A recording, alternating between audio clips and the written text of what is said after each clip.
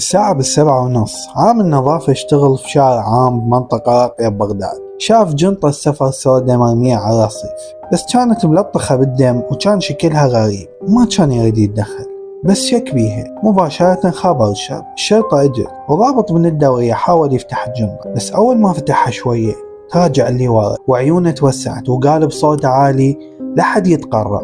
الجنطة بيها الجثة كانت بنية مشوهة، وجهها مضروب، شفايفها متورمة، وأيديها كانت مربوطة، وياها ورقة صغيرة مكتوب بيها جربت الظلم. ما لقوا أي بصمات، لا بصمة على الجنطة، لا كاميرا صورت شنو اللي صار، ولا حتى أي شاهد شاف اللي صار، وكل شي كان هدوء. الجثة بعتها لحد الآن بدون هوية. بس بعد يومين واحدة اسمها غفران بلغت عن أختها المفقودة اسمها شذا، طالبة طب عمرها 21 سنة، اختفت من يوم الخميس.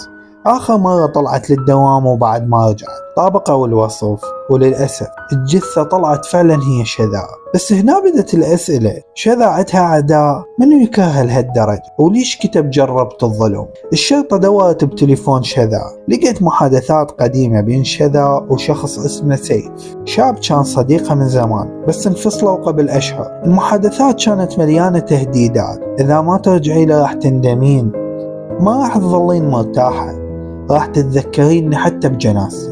بدت الشكوك تدور حول هذا الشاب اللي اسمه سيف. الشرطة مباشرة توجهت البيت هذا الشاب اللي اسمه سيف، فتشوا وما لقوا أي شيء، بس لقوا بيته اكو دفتر مرسوم بجنطة مثل الجنطة اللي لقوا بيها شذا، وكان اكو حبل مربوط حول الجنطة بالرسم، وتحتها نفس الجملة اللي هي جربت الظلم. مباشرة الشرطة اعتقلوا هذا الشاب اللي اسمه سيف، ولما وصل المركز واجهوه فورا بالأدلة. ابتسم وقال بكل برود ما كانت تعرف انه سيف اذا ظلموه يصير ظالم 1000 مرة. انا رجعت اللي فقدته بس بشكل مختلف. ومن ذاك اليوم القضية انتشرت وسموها جنطة شارع 121. بس بقت الناس تسأل هل فعلا الظلم يبرر الجريمة؟ لو سيف كان ينتظر اقرب لحظة حتى ينتقم بها بأي ثمن؟ انتم شنو تعتقدون؟